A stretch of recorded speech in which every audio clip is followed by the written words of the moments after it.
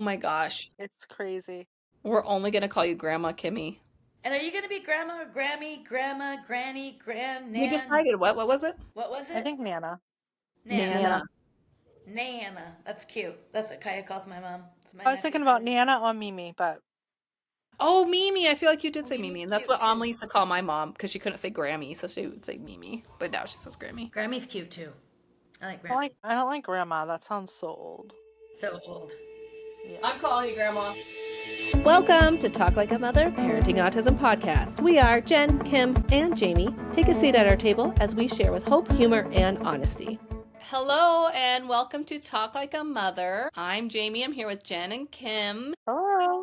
Hello. Today we're going to talk a little bit about friendship, which is something we've covered a couple times before, but it's been a while. Something good to talk about. I thought we would cover a couple things, like maybe friendship in the way of, having friends who either have typical kids or don't have kids, and how our journeys of parents of kids with autism has kind of changed those relationships or make some of those relationships hard. And then maybe talk about our friendships within this community and how that can be good but also hard in different ways too. I was thinking about that. Does anyone want to start? For me, when Kaya was diagnosed, I, of course, felt like our life kind of stopped. And I started to become bitter, which at no fault of my friends, to be clear.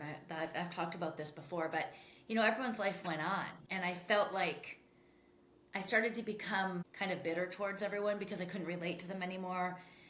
I didn't really want to be around everyone because put it this way, my friends' parents were all making comments about my kid and the things she was doing differently. So it was like this elephant, and I was always like, do you think she's autistic? And everyone's like, no. It was that thing all the time.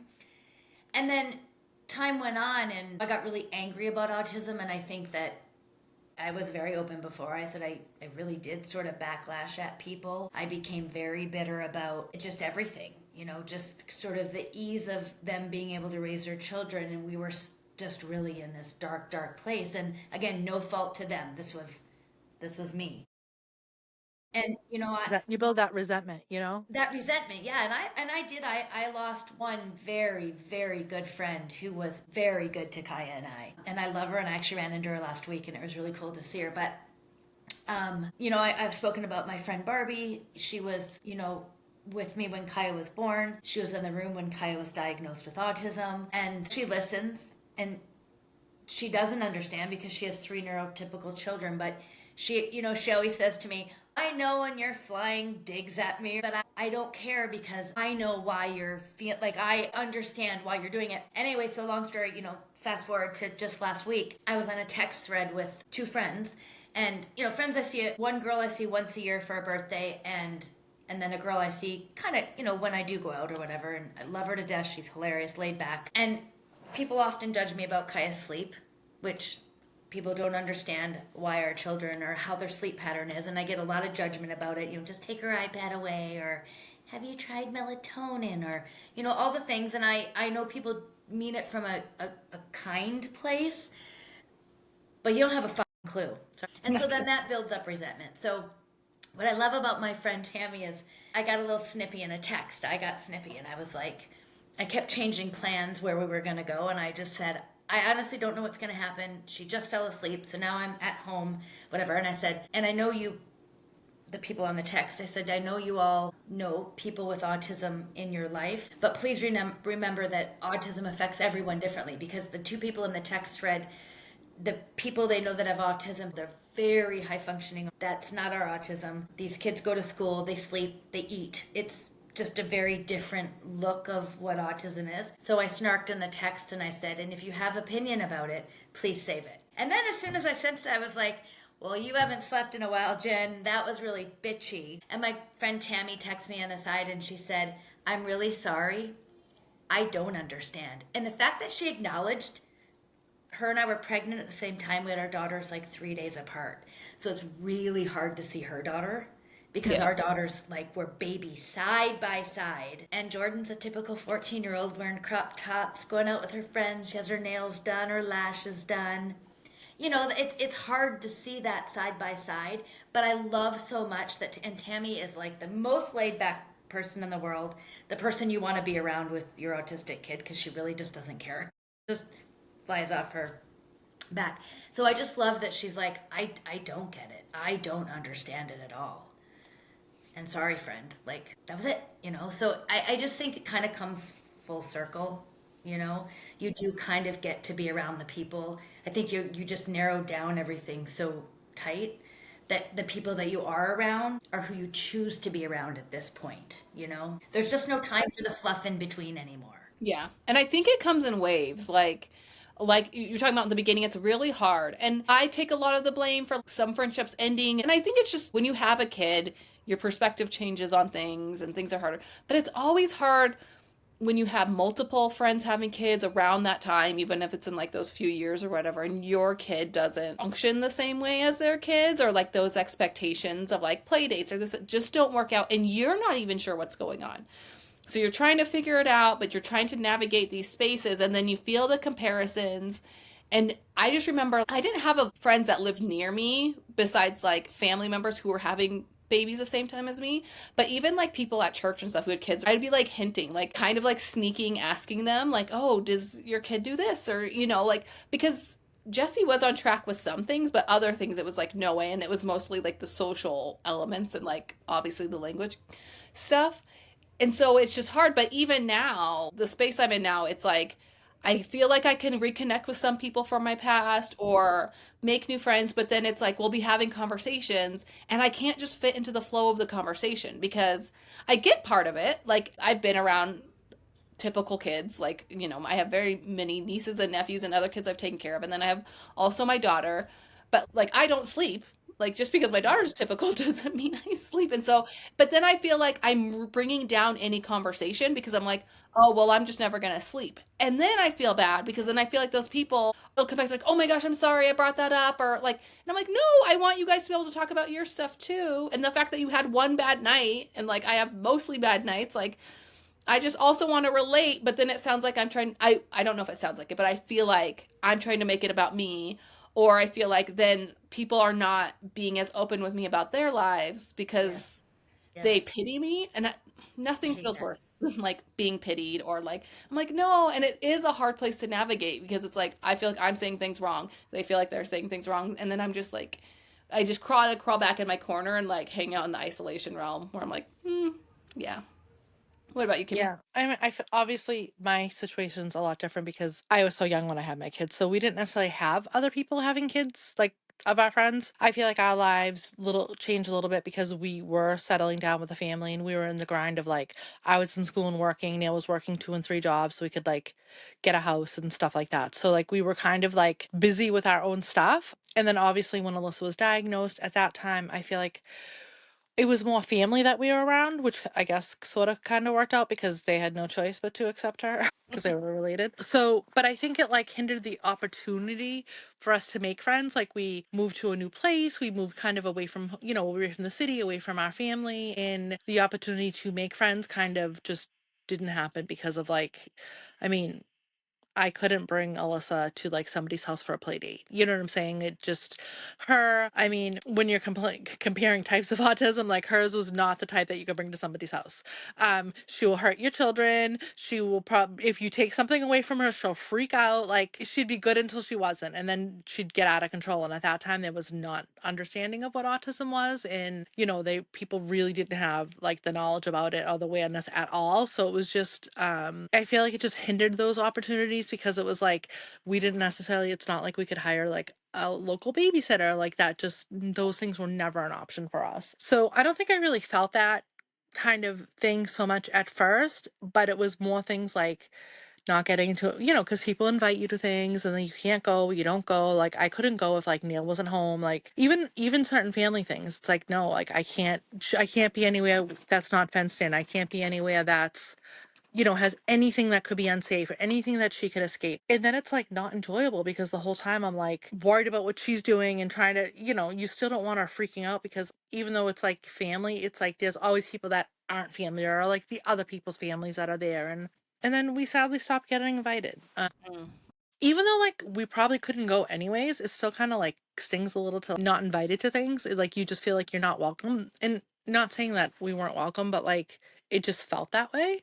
Not that everyone can accommodate things just for us. Like, I totally understand that. But like, I don't feel like the understanding for why we couldn't go was really fully there. Like you see Alyssa in a little glimpse, and like she could be having a good day or a good hour, or like whatever it was. It's always like, oh, she's not that bad. And it's like, yeah, she's not that bad until something goes awry, until something upsets her, until she gets overstimulated, until somebody tries to take something away from her, or like she can't go up the stairs or in the room that she wants to go into. And then it's like my son is just like lost in the abyss while I'm trying to manage that. I mean, he was a pretty self-sufficient and a pretty good kid, so that was definitely helpful. But even like family trips, apple picking, and like just different things like that, like we just couldn't be a part of. And then like we stopped getting invited to those things. It's just not a great feeling when I think that happens. That happened with someone who wasn't necessarily a friend of mine, but it was like a friend of the family, and I felt like she was always being nice, inviting us, and then like all of a sudden it just stopped. And from her end too, it was like we were never showing up,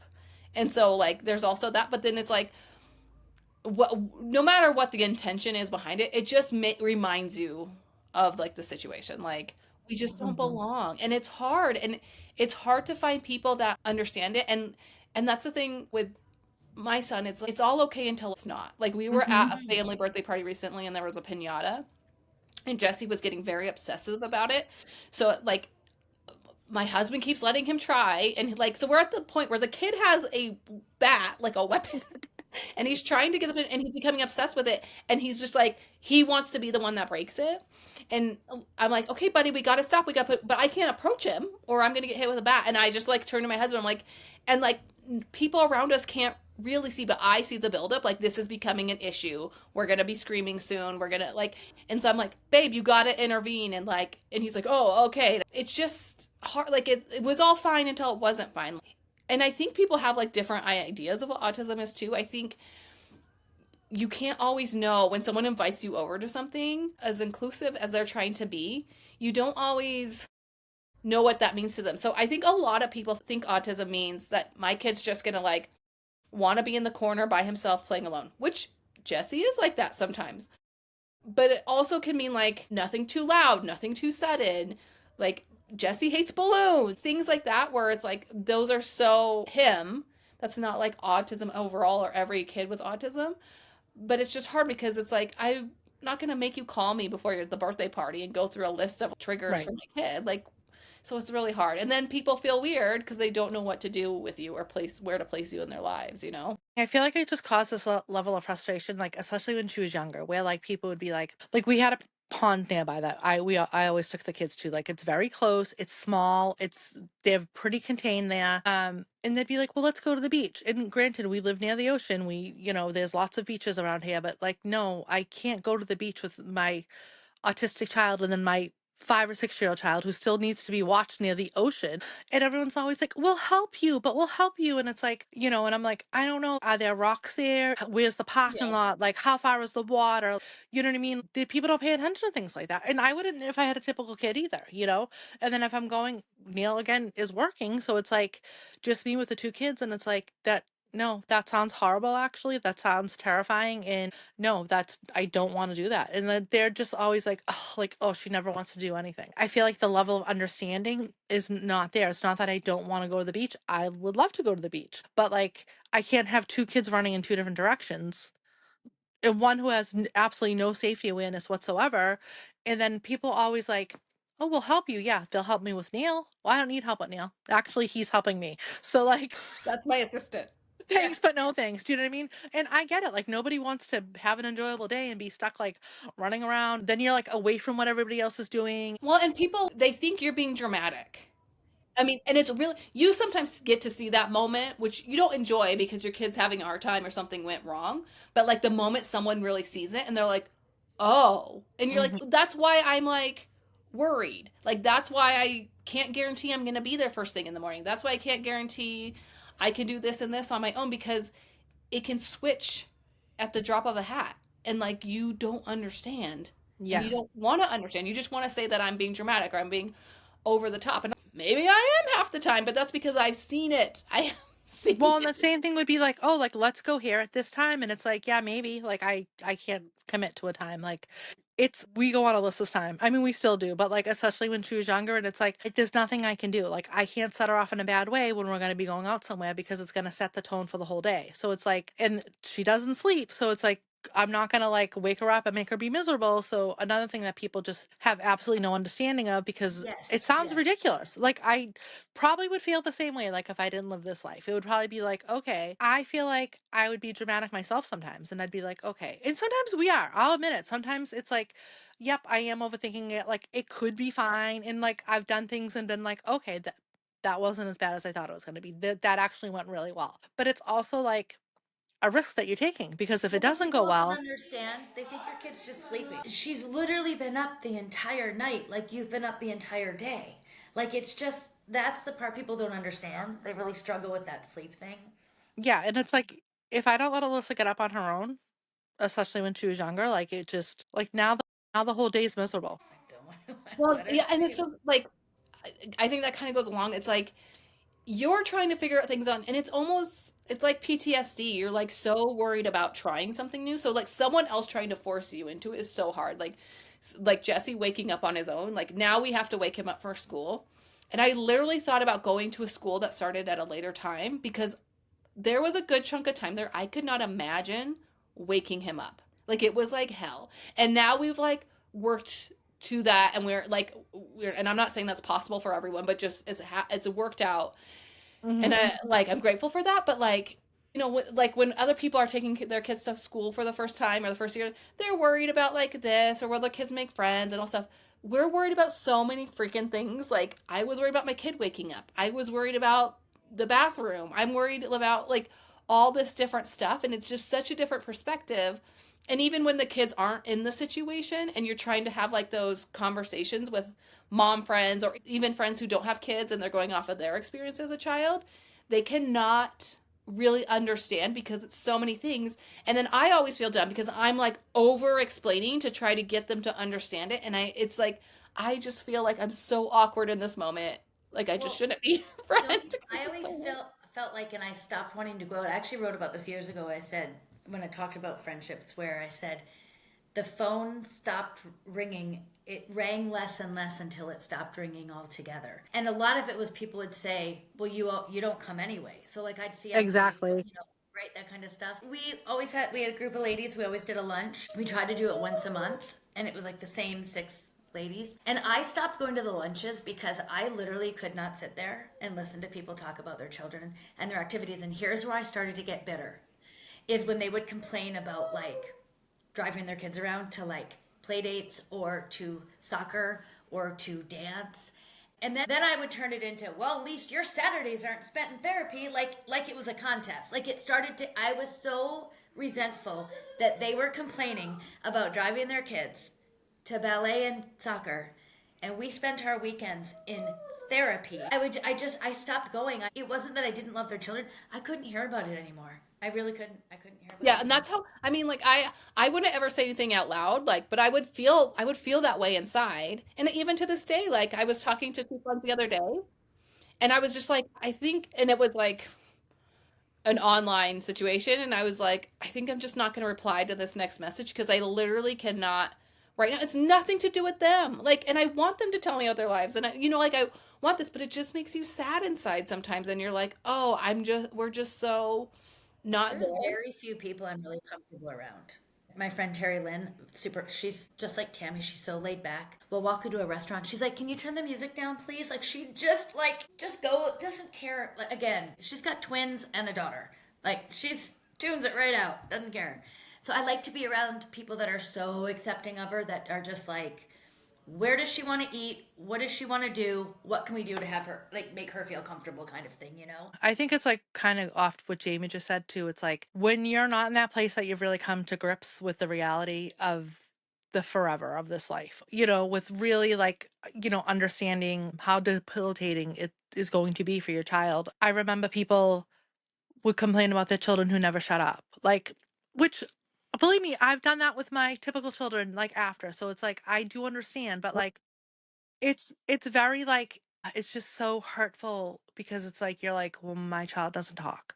My child might never talk. Like my child can't say a word, and like you're sitting there complaining. It's just so like, and it's not them. Like obviously they have every right to complain about their child. 'Cause we all complain about our children no matter what. But I think it's like the space that you're also in at the time. Like that, Yes. that wouldn't bother me now, obviously. Like that's just, it's just like at that time that was such a sensitive in like open wound for me.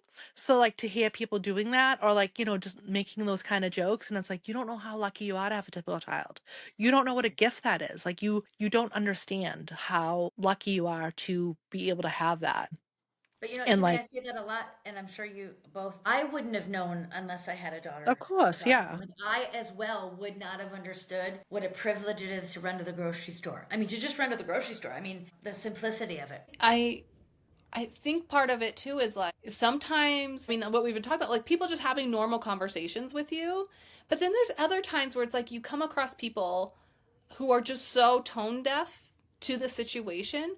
Or like, Yeah. I just remember one time I was at a work thing with one of my husband's coworkers, and she kept talking about like this or that, and she kept going like, "Oh, my kid does this or my kid does that," and I was like, and like a couple times I was like, "Oh, well, my kid has autism. Like, we don't really experience whatever this," or, and she just kept going back to it, and I'm like, "There's no one else here, lady. I can't relate to you." But there's just certain people like that too, and I don't need people to be oversensitive to me, and I actually hate that. But I do need people who are like chill and like get the picture. And so it's cut out some people that just don't get it and they don't care to get it. And that's Yeah. like the problem. Like I know not Right. everyone has time, especially when they're raising their own kids to like figure out my life and all this. But at least like I'll say something to two of my really good friends that both have like typical kids, and they're like, "Oh my gosh, I never thought of that. That must be so hard for you." And that's it. That's the conversation. But I Just like at acknowledge least it. Move appreciate on. that. Yeah. Or they're the other way, right? And they're like asking, which ask me questions. Like I'm more than happy to like try to explain it to you. But like when it's like, well, when is she gonna talk? Like every time you see them, I don't know. Is she gonna talk? I don't know. I don't say the answer like this like I would want to. And then it's like, oh well, what is she really good at? And I'm like, being a brat. I'm just kidding. Getting her way. She's really good at getting her way. What's it called now? I mean, what's their interests? So this is Special interest. also maybe we can kind of go into this having friendships within the parenting autism community. So that's also been a hard space we navigate. When I first started meeting people, which has mostly been online, I'm not very good about going to things within my own community just Hmm. because of time and leaving the home. So it's been mostly online. And at first, it's like amazing because people understand. You get the head nods when you're like talking about things. And I feel like on some sort of level, you can relate to most people no matter where their kid is on the spectrum. Like me and Kimmy can relate in a lot of ways, even though our kids are in very different parts of the spectrum. But like, there's also like this awkward element where it becomes like too much and like, but like the special interest. Is that what they call it now? Like the obsessions. But they'll be like, oh, what's your I know kid's what you're special? trying to say. Their gift, their But something, but yeah. autism moms will say that to me. They're like, "Oh, is that?" I'm like, "Well, my kid's special interest changed every week, and then it goes back in 2 weeks, and it's not like an amazing, crazy talent. Like my son isn't sitting down and all of a sudden can play the guitar. It's like, no, we're going through the Disneyland map for the 50 minutes time in my life, like things like that. My kid's special interest is ice cream. Mine too, and I think it just happens to where it's like certain buzzwords pick up in our Mhm. like realm. But for me, I feel like we have been all over the map when it comes to like the spectrum. When my son was diagnosed at nearly 5, he was diagnosed as severe. They said he was nonverbal, but he always had words. I did not consider him nonverbal because I have friends like Kimmy's who, and even Kaya didn't speak until she was 5, right? Jesse, all but a short period of time, at least had some words. Like they weren't, they would say nonverbal because he wasn't communicative and he wasn't using words appropriately at all. He was just kind of saying Yeah. things when he said things, a lot of echolalia. But then, and then we had like, he's had a language delay for a long time. He spoke at like a younger level. He still does. Like his little sister has always spoken better than him. We've had like really hard times with different things. And then he's grown out of some of those. And now I always say we sit like somewhere in the middle. He is not high functioning.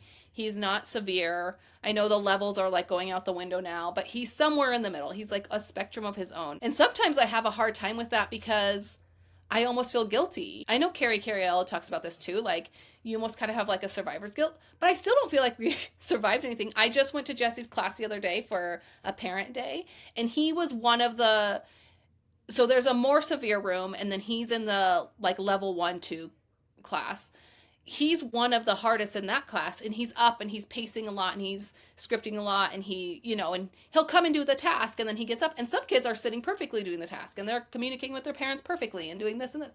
So I'm like sad about that, but then I also feel weird that like Jesse's speaking so well all of a sudden.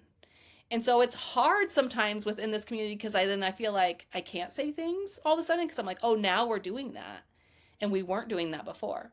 I don't feel that with these ladies. Like, I would never. Well, and we've had conversations about this, I think, even when we first started talking a lot, where you're like, I'm sorry, I shouldn't be complaining about this to you. And I'm like, why? Like, Because you know how it feels though. Like, I know when my friends complaining to me about their kid doing something, and I'm like, well, I'm thinking in my head my kid would never do this. So I feel bad because you're probably like, shut the up, Jamie. At least you're no, no. talking. And it's like apples and oranges. Like, there's things that you've had to deal with that I don't have to deal with. Like, I don't have to deal with her being upset because she's not fitting in with the friend that she wants to fit. She doesn't realize that. I don't have to deal with bathroom issues, like, you know what I mean, like that, except for the occasional time when she gets really angry and pees on purpose. But we won't talk about that right now. Like there are things that are different, and obviously, like I said in the beginning, when it's like an open wound, of course at that time I think it's difficult. No matter what someone says, it doesn't say, it's just hard to like Well, kind of the like other thing I was handle going to that. say, But yeah, but like And it also depends on where you're at in your journey. Like, that's what you I mean. have a Yeah. different perspective of things too. the other thing I was going to say with, the hard thing about relating with other people, like how they don't understand things is, this is our thing, would annoy me if, and again, I know it's because they don't understand it, but if like our kids feeding Mm-hmm. struggles. Well, my kid's a picky eater too. Like, I want to toss you across the table. There is a difference in your kid being a picky eater and my daughter. My daughter will starve to death. Your child is I choosing think not she'll to eat eat the like, if it she's is a hungry. different, that kind of stuff. Jen, She'll did eat you when hear me? she's hungry, Jen. She'll Yeah, eat. she'll Yeah, eat. exactly. My kid But doesn't it care. is hard because like that, for example, Jesse's always been picky, but nowhere near a Kaya level. And so then I feel bad, but I also feel like it helps you navigate those things because you either kind of know when to shut your mouth, or you can say like, I have a taste of that. Like, I can partly understand where you're coming with that because we've either had things that have also been really extreme, or I understand on the eating, thing, and especially with the judgment of people that like. And to a listener that is thinking, what does that mean? So I'm going to give you an example. Cracker Barrel medium cheese. I made the mistake of buying the wrong thickness of it, the medium, same brand, same, but they make it in different thicknesses. The thicker it is, the creamier it is. She knew immediately by looking at it in the bowl. She handed it back to me and said, too creamy. I had to do another Instacart order immediately and get the right cheese. Same brand, just the wrong I gotta thickness. share something with you guys because you just reminded me. Now, Alyssa does not have the eating issues like she did in the past, or obviously like Kaya does. She did have super selective eating for a long time, and she's still, I would consider her a picky eater at this point, but not, you know, she does eat a good array of things. But she does this thing where, like, if all of a sudden you don't give her a certain food for a while, well, then it's gone. You Yeah. can't give it back to her. Like, she used to eat steak. We just didn't have steak for a while. Now she doesn't eat steak. But anyways, Neil wanted to get Chinese food tonight, and the normal place we go to, apparently they're closed on Tuesdays. Don't ask. So we went to another place, which I don't like them as much, but like whatever. But we get pork fried rice, and it's the place we get. It's like a dark rice. It's dark, but this place it's light. And it almost has like a rice pilafy sort of taste to it. Like, it's good still, but like Alyssa But looked not at what it. she's used to. She looked at it. She goes, I don't want this rice. I'm not even kidding you. A whole effing sentence. Oh my I God, don't that's want amazing. this rice. But like, she says it fast. You know what I mean? And he goes, did you just say she doesn't like that? I go, she said I don't want this rice. And I'm like dying because I'm just like, she just said a sentence? Like, oh my God. She's not We gonna should eat. go She bust said the a doors sentence. open at that other place and make her damn She rice. wouldn't, so she wouldn't eat the chicken fingers because they're also different. And Neil's like, oh, they're the same thing. I'm like, they're actually not, because the other places are very crunchy, their chicken fingers, and these are soft. I also like the crunchy ones. So, I Because mean, it's a different breading. That's why she will only eat it's one. different. It doesn't taste the same. It's different. And we're like, eat the rice. It's good. You'll like it. She's eating one little strand of rice. I'm not even kidding. On her fork, one little piece of rice at a time. And she goes, mmm. God. Jesse will like he'll like lick something. We can get him to like if it's something new he's never tried. If he's tried it before and did not like it, he won't try it again. But if it's something new, he'll give it like a little lick. And even if he doesn't like it, he'll be good. But then he won't touch it ever again. He's like, okay. I was like, did you? What did you just say? Like, oh my God, it's a sentence. But yeah, and I think that what people try to do is they try to be relatable. Like they try to relate to you. So they're like, oh yeah, like my kid doesn't eat a lot of stuff either, and it's like, That is yeah, not it's how I not the take same. it. But like it's no, and I know, and it's like you try not to get like defensive or offended, because it's like it almost feels like your issues or your child's issues are being diminished, and not that people aren't intending to do that, but like they're just trying to kind of relate. I feel like it's just like different things that like even us, like even you could, just because you have a kid with autism doesn't mean that you have the same level of sleep issues. Like Jen can now relate to my level of sleep issues with Alyssa that she couldn't have when we first started talking. You're like, congratulations. Yeah. You've met Kimmy. Now she's like, oh, now I get it. Like, because you're So when living people it. are like, So "Was she gonna grow out of it?" I go, "I don't think so." My friend Kimmy, her daughter, no, I don't think so. I think this is our And to path. explain it, like if anyone's listening to this who's not an autism parent, I've often compared it to people too. It's like when you're close with someone or you grow up with someone and you kind of keep that friendship, and then all of a sudden maybe that friend moves to a different place and you can't really relate to their life anymore. Or I really often compare it to like wealth. Like if you have a friend who lives a lot wealthier of a life than you, Huh. they just can't relate. Like Jen and me. Jen's super rich. Super, super she rich. lives it. I don't know if you know that she lives in Vancouver. And they like can't understand why you can't just do things anymore. People lose that perspective. It's like that when your kids are different. Like they just can't relate to you anymore and it's awkward. Yeah. But and within the autism community, I think that happens a lot too because you try to relate to people all based off of the fact that your kid does have a diagnosis, but the rest of your freaking lives could be completely different. So you Yeah. only relate on that one level. And it's hard.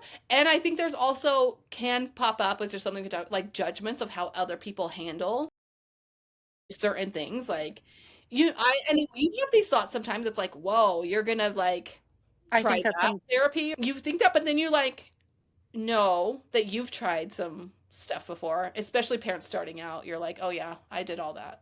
I also think that like some people that have children with disabilities, they live really hard lives. And some people just they sit in the negativity, and they sit in and it's hard not to. I feel like we all are victims to this at different times. So some people just very much do that. And then it's, you're kind of like trying to find somebody who's in your mindset. And then you quickly find that like just because they have an autistic child or a child with disability, it's like everybody else. There's awesome, we've met great moms within this community, but then there's people that are just like, maybe not great people, or like they're very different people. They have different morals, they have different beliefs, like, well, just like everybody else. And I feel like it's very like in the beginning, you kind of like, well, like, yay, you found our people, like, we're all alike, we're all in the same situation, but like, it doesn't really mean that like that person is going to be like a relatable person or a friend to you. And I think with the overwhelmingness of COVID and, doing so many groups and meeting so many people online, you kind of like realize that, at first it was, you had access to all these people, especially me, because I never like had it in my community. And then like this stuff didn't really exist when Alyssa was younger. So it was like all these people that like, really understand my life, and they understand the celebrations and, all these other things. But you still have to work a little bit to find, the people that you relate with. And it doesn't necessarily have to be the people that have children exactly like you. Yeah, because I mean, all our kids are so different, but I think we relate on like a personality level, and then we Hmm. also understand each other, like things about each other's kids, and we all take turns. Like some days, if I'm having a pity party, like you guys are very nice to me about it, but if I was having a pity party every day, you guys would probably be like, okay, shut up, Jamie. But it comes in waves. Like, and there's times we get quiet and it's just hard. But I think that's the difference with these friendships, like moms that have children with disabilities, and not any slight to other people. I don't, people that don't have a kid with a The disability, but others. you can relate in a way. I did stop sharing things with most people because, like you said, it just seems so wild. Aggression, medication, sleep deprivation, feeding and stuff. It's just so unthinkable and reachable to those people. And I just stopped really talking about it in general. So for me, when I found you guys, it was such an outlet. It was so nice. You guys understood all of the things, and I don't sound crazy when. Well, Jen, just kidding. You know what I mean, James. What's the I think subject we, matter? I think we also have the ability to You like don't think take a I'm situation. exaggerating when I say XYZ because you've all lived XYZ. Maybe about your puffiness of your face, but not anything to do with Kaya. Yeah, and I think we have the ability to take situations that really aren't that funny and to laugh about it. You know what I mean? Because what was not funny while it was happening, when I come and tell you guys a story about it, now I can laugh about it and make jokes about it, and like you guys can laugh about it. Where like some other people are like this is uncomfortable. Like, is this? Am I supposed to laugh? Is this I funny? think we've each had a turn where we're freaking out about something, and then a week later we come back and we're laughing about it with the group, and we're like, "Yeah, you were being a bit crazy, but we understand why you were being a bit Or crazy." I never hear that from you, Or we'll ladies. make the joke on the person's behalf, and I'll be like, yeah, like I don't blame her. I'd do the same thing if you were trying to get me to do that, or like Well, whatever it is. a hard part for me too is like from other people's perspectives of like outside this too. I think especially we all have like pages and blogs where we write about our kids, and that's kind of gone less and less. And I always say I started writing to explain to friends and family who did not know what it was like. And then I kept writing because I met you ladies and I realized that hopefully another person like me would read my writing and be like, oh, I'm not alone. Because literally it changed my life, like meeting other people in this world who understood. But like, I feel like some people from the outside perspective, they think we just do that like it's our thing. Like it's like I'm selling Pampered Chef or something.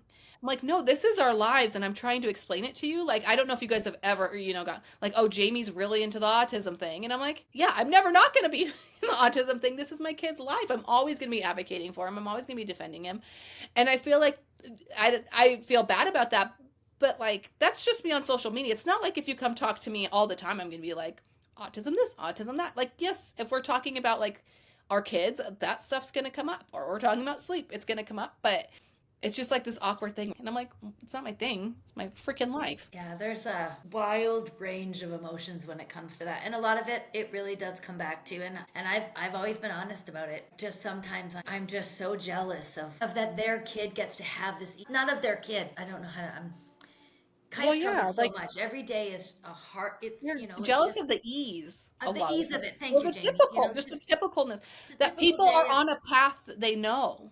Wouldn't Yeah. you like people who wake up every morning, they drop their kid off at school, they don't have to worry about a phone call. They know that their kid's going to go to middle school, and then their kid's going to go to high school, and then their kid's probably going to go to college and get married.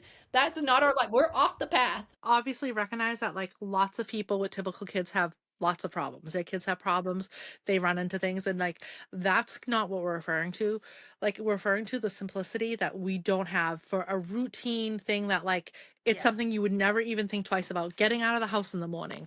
Like a holiday, like just going to a baby shower. It's like, oh, do I Just take going to her? the Do I not grocery take her? store.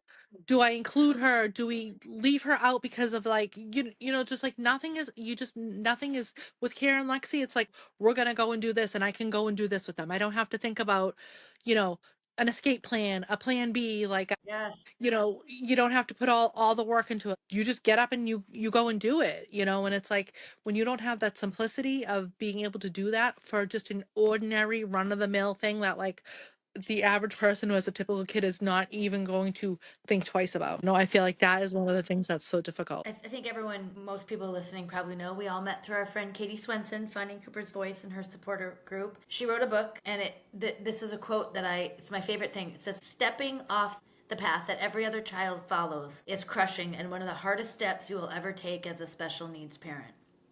And it's that, you're not doing the same stuff. And it's just not laid out for you. Like, and not that people live like that all the time anyway, But there is that path, and most people get to choose not to follow that path. Like people get to choose to homeschool, or people get to choose to try alternative things for their kids. It's not really a choice for us. We're so limited on what we can do. And sometimes, like, you might be on a path that you've carved, and all of a sudden it's like, this path's not working anymore. We have to And figure I do something think out. it's a different worry. I don't, you both have typical children. I do not. I just think, and of course you worry about your children, but you know, you don't worry about Kira walking across the street and getting hit by a car. You don't, the difference is just to be clear, I'm not saying one is more than the other. They're just a different worry. You know, one is like literally my daughter cannot cross the street on her own and she's 14. It's a very different sort of worry. I worry about all of the things that could happen and when I'm gone, you know, all that stuff. Well, her vulnerability, yeah, is Yes, like, the vulnerability of it. Yeah. And Jen, you even have a different perspective than us because you're a single mother. Like, it's you and Kaya. Like, me and Kim have different perspectives because, I have, well, not as much anymore. They've all ditched me, but I have like more family around. And Kim has a base, like a base family that's really helpful and around because she has other kids and stuff like that. Like, everyone's situation is different. We all live in different places. well, and it's like for an example is like, okay, my son and daughter-in-law are having a baby on Friday. So early next week there'll be a baby coming here to live. And I don't know what that looks like for Alyssa. I don't know what that gonna do. Is that gonna trigger her? Is she gonna freak out? Is she gonna like things that like, okay, you're not gonna think of. I don't have to worry about that with Kara and Lexi. Like obviously they're excited to be having a baby and like ultimately she'll adjust and she'll be fine. And I don't think the baby itself is gonna be an issue, but she might not want a bassinet up here. She might not want a baby Right. chair up here. She might not want baby bottles stored on the counter or like whatever it is because you can't move or change or do a goddamn thing in this house without her, trying to control it. She's coming out of a really bad spot right now. Is this going to put her back? Like, it's just, something that's a joyous occasion and like we're all excited about and happy about, but it's like, it's just not that simple for Alyssa. Like, she doesn't understand. Of course, we've talked about the baby. I feel like she's like, I've heard a lot of talk about this baby. I don't really see anything happening here. Where's this baby? And I was showing her a bassinet that I wanted to buy for upstairs, and I go, "Oh, can I get this for the baby?" Alyssa goes, "No, no, thank you." No, thank Pushes you. it like swipes up, like I need a fox blanket. I need a Absolutely. fox blankie. We're not looking at baby stuff. And I'll be like, "Oh, do you want to pick something for the baby?" She goes, "No." Yeah. So like, Baby I stuff. don't. I need something for me. I'm like, honey, the baby's coming. The baby is coming. And and I don't know what she understands. It's like I don't know how much of this she. And you're probably mentally preparing for like every scenario. That's the hard part too. Like, it might go okay. You don't know. Like, or it might be a nightmare, but you're probably like, okay, what are we gonna We're really do if hoping it goes okay though. Well, then I'm gonna have my daughter-in-law. She's getting a C-section, so she's gonna be recovering from surgery. no. So like that's a whole nother aspect. And if Alyssa's throwing us off across the house, she can when she's upset. It's just that added pressure and that added stress of like, how is she gonna react and how like just something that like the average person doesn't have to think about or And it's plan for. it's like, and it is, but it also, like, when people hear that you're like gonna be a grandma and there's a baby coming, it's like, oh, it's so exciting, but then it kind of makes you feel like sick inside because there's all this other like Well, there's worry this around it, cloud, even not though of you're so course of the excited. baby, but all the what ifs of like, Yeah, like you just and you just don't know. I mean, she's did it with Kara and Lexi, and she did it with Ariella. Ariella didn't live with us, but she was here a lot. So it's like I feel like she's experienced it. So hopefully that will like make a difference. I don't know. Like you She's just like, you oh just fuck, don't. here we go again. Sometimes I can fret about stuff, and like it ends up being a non-issue, or Yeah. things I'm like, oh no, she'll be fine. This isn't going to be an issue. Becomes an issue. I Then it mean, is an cleaning off issue. the Yeah. counter could become an Well, issue. Like Kimmy, if anything. we overstress, it usually turns out okay. So just Just lift keep yourself up, worrying and then about it's it. fine. I mean, maybe she'll do what she did with Karen. She just like ignored her and pretended like she didn't exist. Like, And now Kara's not even allowed in the house, so that's gotten a little better. oh yeah, Kara will be coming back for a week, 2 weeks after the baby comes. So How many people? 12? cheaper by the dozen, baby. Woohoo! We could make a whole movie. All right, well, that's our little episode on friendship. We hope you all can relate, or if you're not an autism parent, maybe understand a little better or not. But I mean, my biggest advice to anyone who has a friend or a family member who has a child with a disability, just check in on them and let them know that you're here to talk. I think the best thing you can do is just like listen, understand, and kind of just be chill about it. think about the people in our life who kind of worked in. There's the people who are just like, okay, this is how it is. And they just kind of fit their way in. And I really appreciate that. Like one less person to worry about and someone that just is there for you. And I think showing an interest in somebody's child is like a big thing. And we don't expect you to have a solution. We don't expect you to have answers. Like, we understand that sometimes it's a struggle to find the right thing to say, and we're not expecting people to, have that magic answer for us. Like, we just want people to love us and love our children, and that's it. I mean, I can think of all the people who have ever like taken the time to like hang out with Jesse or just sit near Jesse. There's a lot of people who just kind of avoid it. And I know it's hard, like when I'm kind of awkward when a friend's going like through grief or something hard. It's hard to like find your place or how to help them. I'm usually someone who just like buys things. I'm like, what do you need? I will send you everything. Yeah, exactly. So I get like it's not the most simple thing, but like just talk to your friend and see what they need. Anyway, thanks for listening, everyone. We'll catch you next time. Bye. Thank you for joining us for this episode of the Talk Like a Mother Parenting Autism podcast. If you are enjoying our podcast, make sure to rate and review us wherever you listen. Give us a follow on Facebook and Instagram for more content, and we'll see you next time.